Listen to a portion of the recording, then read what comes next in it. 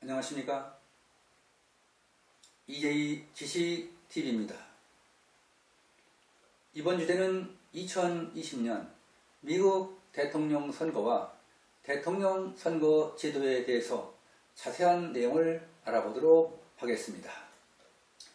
미국 대통령 선거는 유권자들이 자신의 주에서 해당 주의 선거인단을 선출하고 여기서 선출된 선거인단이 다시 각 주에 모여 대통령을 선출하는 간접선거 제도입니다. 대통령 선거인단은 미국의 50개 주와 워싱턴 DC에서만 선출하도록 되어 있습니다.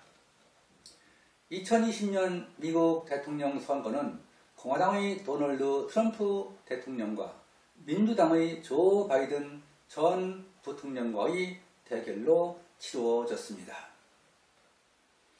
지난 11월 3일 치러진 미국 대선에서 민주당의 조 바이든 후보가 선거인단 과반을 훨씬 넘게 확보하여 제46대 대통령으로 당선되어 최종 확인 절차만 남겨놓고 있습니다.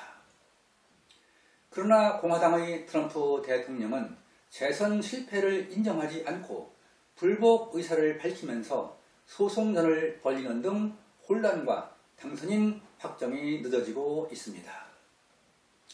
미국은 1789년 조지 워싱턴 초대 대통령이 취임한 이래 231년간 45명의 대통령 중 10여 명이 연임에 실패한 것으로 알려지고 있습니다. 미국의 대통령 선거는 4년마다 실시되며 이번 대통령 선거는 2020년 1월부터 11월까지 거의 1년여 동안 다음과 같은 과정으로 진행되었습니다. 민주공화 양당의 전국 전당대회에 참석하게 될 대의원은 각 주별로 코커스와 프라이머리를 통해 선출되었습니다. 각 주별로 선출된 대의원들은 민주공화 양당의 전국 전당대회에 참석하여 각 정당의 정 부통령 후보를 결정하였습니다. 민주당은 대통령 후보로 전 부통령 조 바이든을, 부통령 후보로 카멀라 해리스 상원의원을 선출하였습니다. 그리고 공화당은 도널드 트럼프 대통령과 마이크 펜스 부통령을 재선 후보로 선출하였습니다. 민주공화 양당의 정 부통령 후보가 결정되고 선거운동 기간을 거치면서 미국의 대통령 선거일인 지난 2020년 11월 3일 미국 유권자들은 투표를 통해 각 주에 배정된 선거인단을 선출하였습니다. 미국 국민에 의해 선출된 선거인단은 다음 달 2020년 12월 4일 대통령 후보에게 투표하는 형식적 절차만 남겨놓고 있습니다. 그리고 상원의장은 내년 2021년 1월 6일 상하원 의원이 출석한 가운데 투표 결과를 발표하여 대통령 당선자를 확정하게 됩니다. 이로써 2021년 1월 20일 신임 대통령이 대통령직에 취임하게 되고 제46대 조 바이든 대통령의 임기가 시작되는 것입니다. 여기서는 미국의 대통령 선거 절차에 대해서 자세한 내용을 알아보도록 하겠습니다. 첫째, 대통령 후보 자격입니다.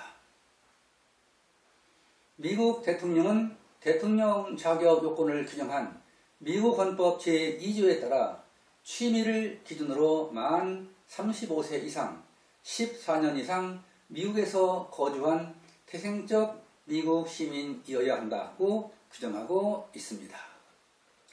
따라서 미국 국적을 취득한 모든 시민권자가 대통령 후보가 될 수 있는 것은 아닙니다. 태생적 미국 시민이라는 규정에 대해서 2011년 미 의회는 부모가 외국인이어도 미국 영토에서 태어났거나 외국에서 태어나서도 부모가 미국 시민권자이면 대통령에 출마할 수 있다는 유권 해석을 내린 바 있습니다. 또한 수정헌법 제22조 제1절에는 어떤 사람도 이해를 초과하여 대통령직에 선출될 수 없으며 그 누구도 타인이 대통령으로 당선된 임기 중 2년 이상 대통령직에 있었거나 대통령 직무를 대행한 자는 이래를 초과하여 대통령직에 당선될 수 없다고 규정되어 있습니다. 둘째, 당내 경선과 대의원 선출입니다. 미국의 대통령 선거는 민주공화 양당이 각각 대통령 선거에 출마할 후보를 선출하는 당내 경선 과정을 거치게 됩니다. 민주공화 양당의 당내 경선은 미국의 각 주에서 전국 전당대회에 파견될 대의원을 선출하는 방식으로 이루어지게 됩니다. 민주공화 양당이 진행하는 당내 경선 방식에는 코커스와 프라이머리의 두 방식이 있습니다. 코커스는 당원대회로 민주당과 공화당 모두 등록된 당원들만 참가해서 전당대회 대의원을 선출하는 제도이며 선거는 각 정당에서 주관하도록 하고 있습니다. 그러나 프라이머리는 예비선거로 당원뿐만 아니라 일반 시민들까지 전당대회 대의원 선출 과정에 참여할 수 있는 제도로 주 정부에서 주관하게 되어 있습니다. 대의원 선출 방식은 각 주의 주법과 민주공화 양당의 주 당규 등에 의해서 코커스와 프라이머리 중에서 선택해서 결정할 수 있습니다. 각 정당의 전국위원회는 인구수를 고려해서 각 주의 대의원을 배분하게 되어 있습니다. 민주당은 모든 주의 비례대표 배분 방식이 의무화되어 있으며 각 주에 배정된 전당대회 대의원 수는 후보별 득표수에 비례해서 나누어 갖게 됩니다. 그러나 득표율이 15%를 넘지 못하는 후보는 대의원을 확보할 수 있는 자격을 갖지 못하게 됩니다. 공화당은 일반적으로 비례 배분 방식이 운영되나 일부 주에서는 득표율 1위 후보가 대의원을 모두 가져가는 승자 독식제가 채택되기도 합니다. 셋째, 대통령 후보 지명 전국 전당대회입니다. 민주공화 양당은 대통령 후보 경선이 끝나면 7월에서부터 8월 중에 대통령 후보 지명 전국 전당대회를 개최하게 됩니다. 전당대회는 경선 과정에서 경선 승리를 위해 필요한 매직 넘버를 획득한 후보가 나오면 그 후보를 인준하는 지명 전당대회가 치러지게 됩니다. 여기서 경선 승리를 위해 필요한 매직 넘버는 전체 대의원 과반수를 의미합니다. 전당대회에서는 공개 투표를 하게 되며 대의원 공개 투표를 롤콜이라고 합니다. 현직 대통령이 후보로 재출마하는 경우에는 대부분 재지명하게 되는 것이 관례로 되어 있습니다. 민주공화 양당은 전당대회 이전까지 과반 득표자가 없으면 결선 투표로 후보를 확정하게 됩니다. 결선 투표 형식에는 경쟁 전당대회나 중재 전당대회가 있습니다. 전당대회에서는 대통령 선거에 공식적으로 표방할 정당 정책을 채택하고 대통령과 부통령 후보자를 지명하게 되어 있습니다. 지명 전당대회에서 전 부통령 후보가 지명되면 부통령 후보자가 먼저 수락 연설을 하고 대통령 후보자가 마지막 수락 연설을 함으로써 대통령 선거 예선이 끝나게 되는 것입니다. 넷째, 대통령 선거인단 후보 선출 주 전당대회입니다. 민주공화 양당의 전당대회에서 대통령 후보 지명으로 예선이 끝나면 대통령 선거의 선거운동과 본선이 시작됩니다. 미국의 대통령 선거는 간접 선거로 대통령 선거일은 유권자가 해당 주의 대통령 선거인단을 선출하는 날입니다. 미국의 유권자들은 주 대표인 선거인단을 선출하게 되고 선거인단들이 대통령을 선출하기 위한 투표를 하는 것입니다. 선거인단의 확정은 대통령 당선자를 결정하는 것과 같기 때문에 그 이후의 절차는 형식적이라 할 수 있습니다.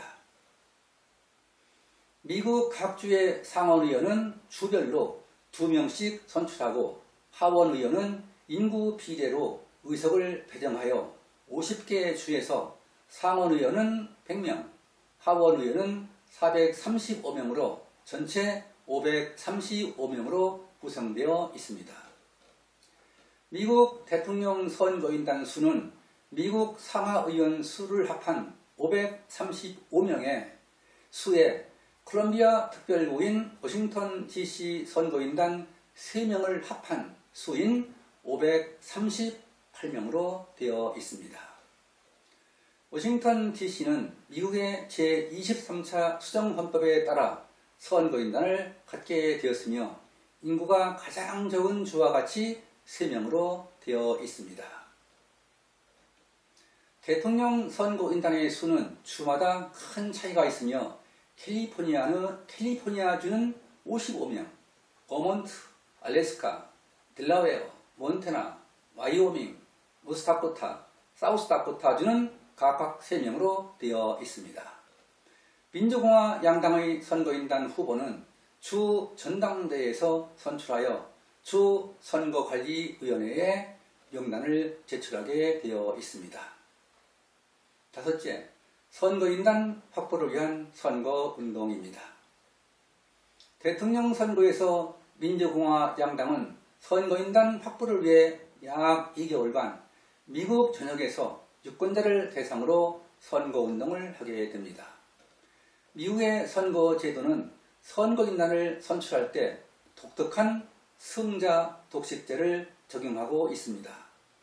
각 주에서 한 표라도 더 많은 표를 얻은 후보가 그 주의 선거인단 전체를 가져가는 방식을 채택하고 있는 것입니다.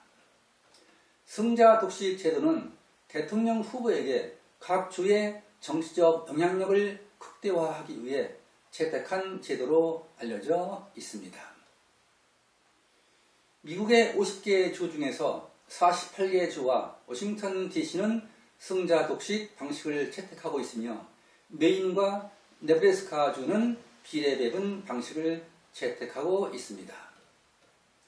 승자 독식제는 뉴욕과 캘리포니아 주 등 민주당 후보를 지지하는 블루 스테이트와 텍사스, 와이오밍 주 등 공화당 후보를 지지하는 레드 스테이트와 같은 정치적 성향이 나타나기도 합니다. 또한 후보들은 자신에게 유리하거나 불리한 주보다는 경합주에서 선거인단 확보를 위한 총력전을 벌이게 됩니다. 대표적인 경합주 또는 부동층주에는 플로리다와 오하이오주 등을 들 수 있습니다. 그러나 승자 독식제는 선거 결과가 정확한 민심을 반영하지 못하게 되는 문제가 발생하기도 합니다. 미국의 역대 대통령 선거에서 전체 유권자의 득표에서는 앞섰지만 선거인단 수에서는 뒤져서 패배한 경우가 5번이나 있었습니다. 2000년 대통령 선거에서 민주당의 엘 고어 후보는 공화당의 조지 부시 후보보다 전체 득표수에서는 53만 표를 더 얻고도 플로리다주에서 300여 표 뒤지면서 플로리다주 선거인단을 모두 내주고 패배했었습니다. 또한 2016년 대선에서는 민주당의 힐러리 클린턴 후보가 전체 득표수에서는 약 286만 표나 앞섰으나 선거인단 수에서 80여 명 차이로 뒤지면서 공화당의 도널드 트럼프 후보에게 패하기도 했었습니다.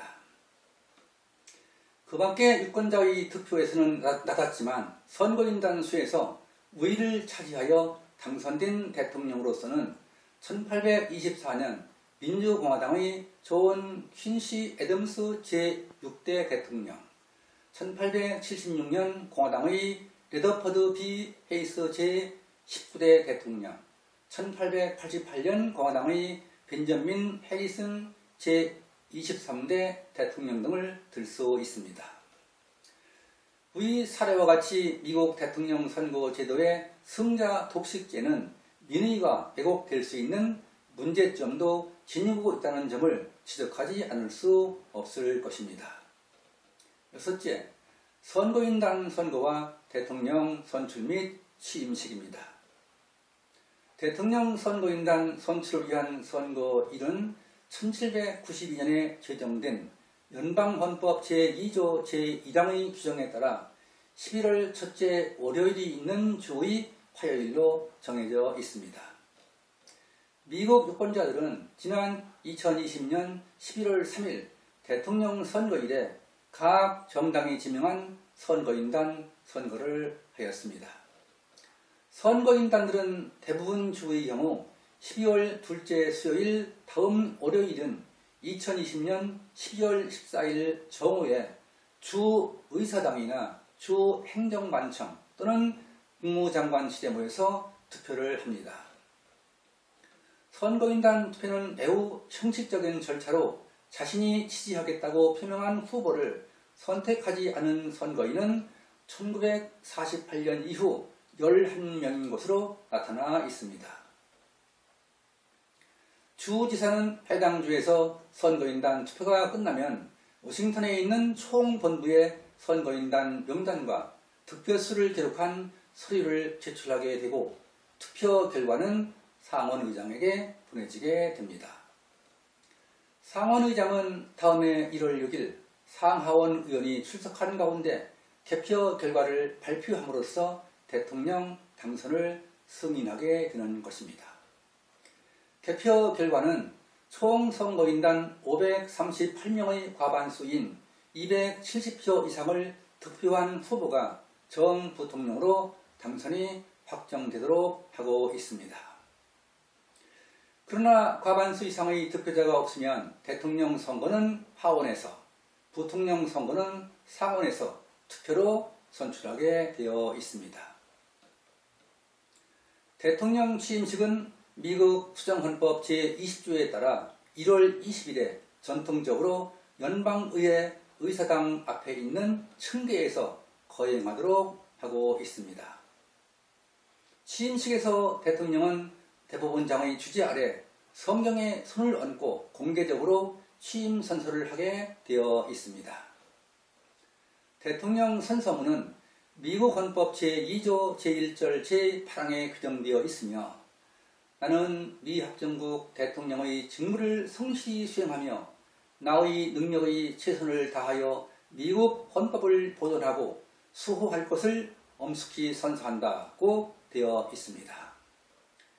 신임 대통령은 선서가 끝나면 새로 구성된 행정부의 제반 정책과 시책을 설명하는 취임 연설을 마지막으로 미국의 새 정부가 탄생하게 되는 것입니다. 지금까지 2020년 11월 3일 치러진 미국의 대통령 선거와 대통령 선거 제도에 대한 내용을 알아보았습니다. 이번 대선에서 민주당의 조 바이든 후보는 306명의 선거인을 확보함으로써 제46대 미국 대통령으로 당선되어 확정 절차만 남겨놓고 있습니다. 바이든 후보는 매직 넘버인 270명보다 36명을 더 확보함으로써 232명을 확보하는 데 그친 트럼프 대통령을 당선권에서 따돌리게 된 것입니다. 그러나 도널드 트럼프 대통령은 조 바이든 후보의 당선 결과에 불복하고 있지만 당선 확정 절차에는 영향을 미치지 못할 것입니다. 한편 트럼프 대통령은 대선 패배 16일 만에 선거 결과에는 여전히 승복하지 않으면서도 정권 인수인계 절차는 지시하는 등 모순적인 태도를 보이고 있습니다. 이러한 트럼프의 태도 변화에 대해서 미국 연방 총무청도 바이든의 승리를 인정하고 정권 인수가 공식적으로 시작된 것으로 알려지고 있습니다.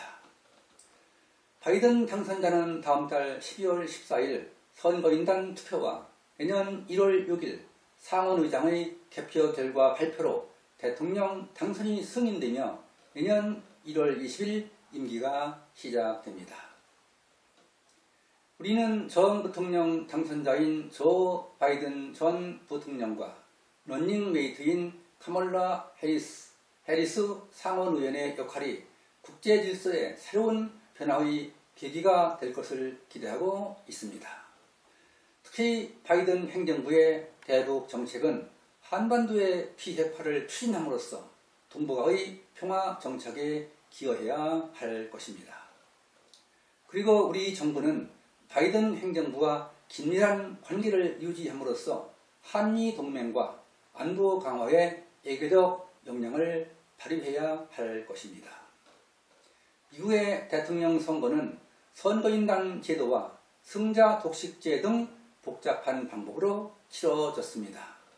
우리는 독특한 방법으로 치러진 미국 대통령 선거의 전 과정을 이해하면서 우리나라의 민주정치가 발전될 수 있는 계기가 되었길 바랍니다.